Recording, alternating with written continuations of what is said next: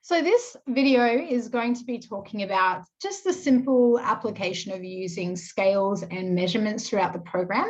Now, a lot of people have a negative association with particularly the scales, and it's really important, I believe, to still find an objective relationship with these, because this has nothing to do with your self-worth. It has nothing to do with anything. It is just a tool, because if we don't assess, we will guess. And look, there's a time and place for everything. So you being in this program will know that you can use these resources as you please. No one has to lose weight to have their perfect body. No one has to obsess or track. You can choose whatever way. That's what this program, as I said, is about. And you're able to just use these tools if you want to. So that's why I'm putting them all in the library for you. So scale and measurements are two tracking tools. So you would have done your measurements when you signed up for your genetic profile. These are great measurements because obviously they are objective insofar as your genetic embryonic development. So they are ratios. And also,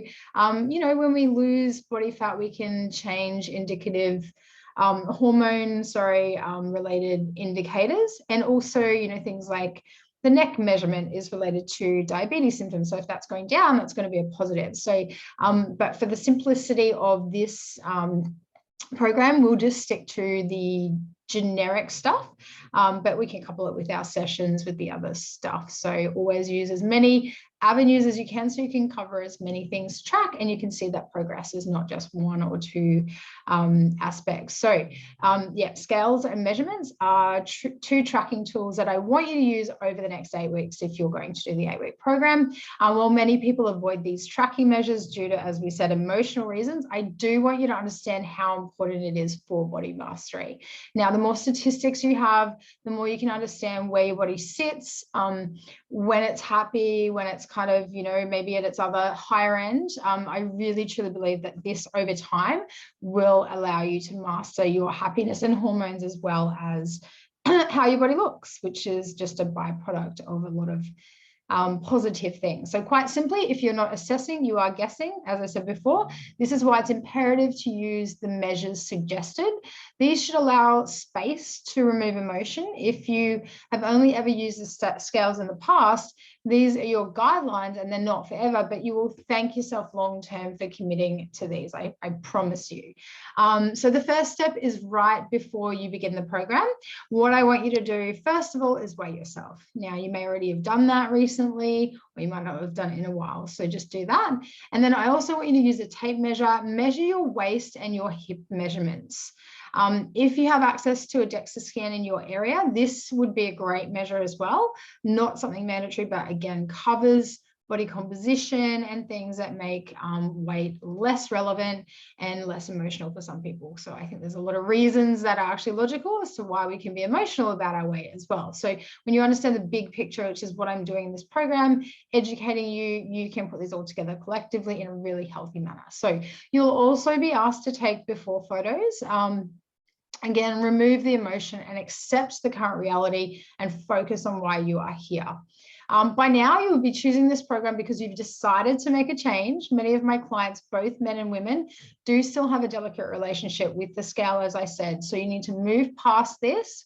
The most loving thing you can do is take responsibility. No, that doesn't mean berate yourself. No, it doesn't mean you have to change. Like I said, it just means if you've chosen to, this is the step, accepting what is and making change from there. So so it's a measure for where you're currently at, and you can accept what is. In your first session with me, you will have discussed with me if you have any resistance around this, and we would have worked through it and reframed our approach to this mentally.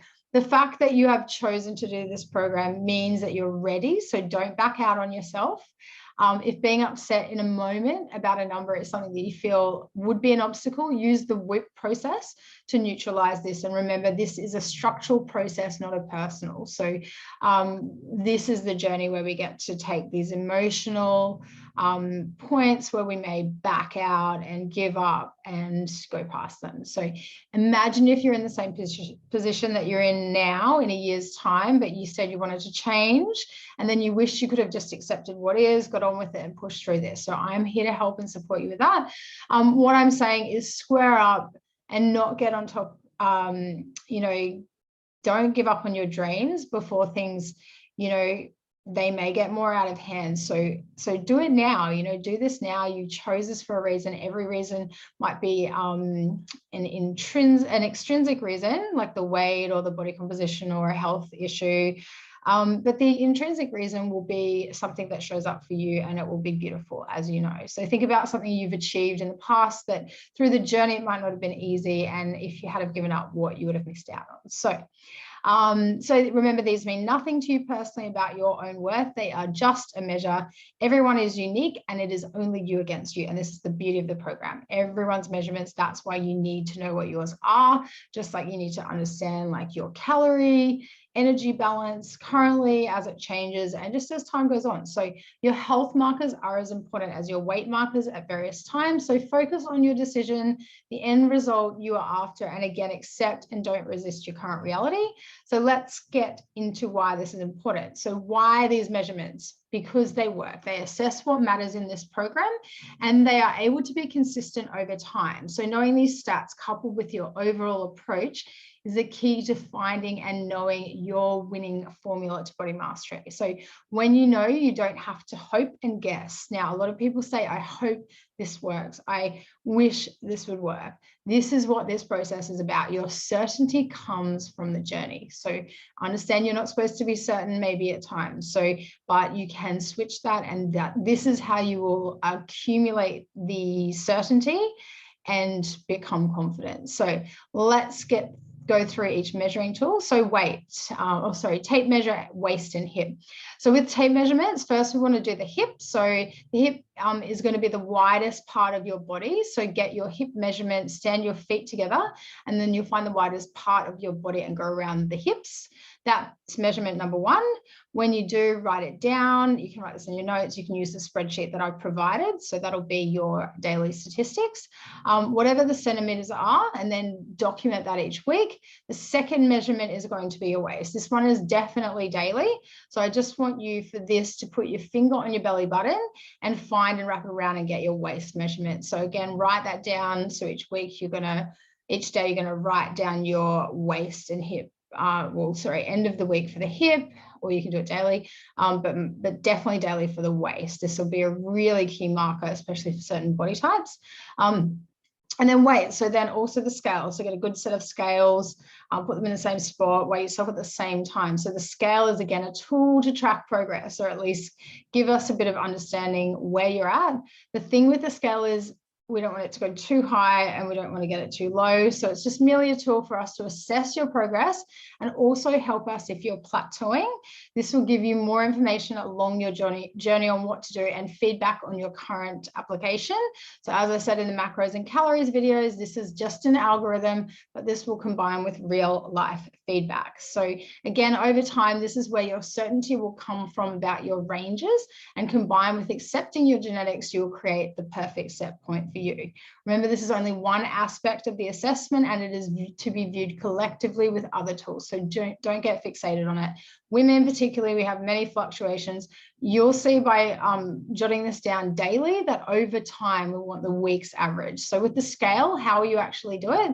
Weigh yourself at the same time, preferably when you wake up after you've gone to the bathroom, both parts, and then weigh yourself on an empty stomach. So for example, I do it before I have a shower, but after I've gone to the bathroom, my hair's then not wet. So just things like that. If you're doing it daily and you're not, you want to minimize any variables, that's the best way to do it. So do this each day. We'll have discussed this in your session. Some people may be doing it weekly. We might have worked that out as better for your mentality at this stage.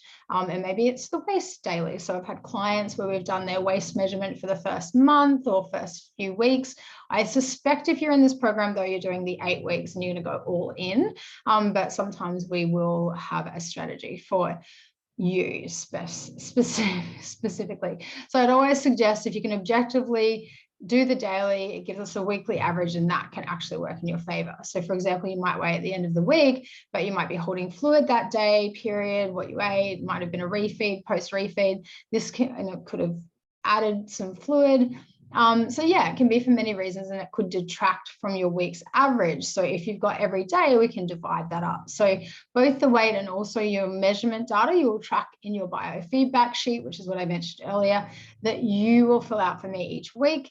In summary, these are tools, and if you create a great relationship with this and treat it as an objective form of information, you will thrive here, and you will start even enjoying this part of the body mastery journey. Remember, if you are not assessing, you are guessing, and not doing this could make your journey longer, more painful than it needs to be, and you do not want that, do you?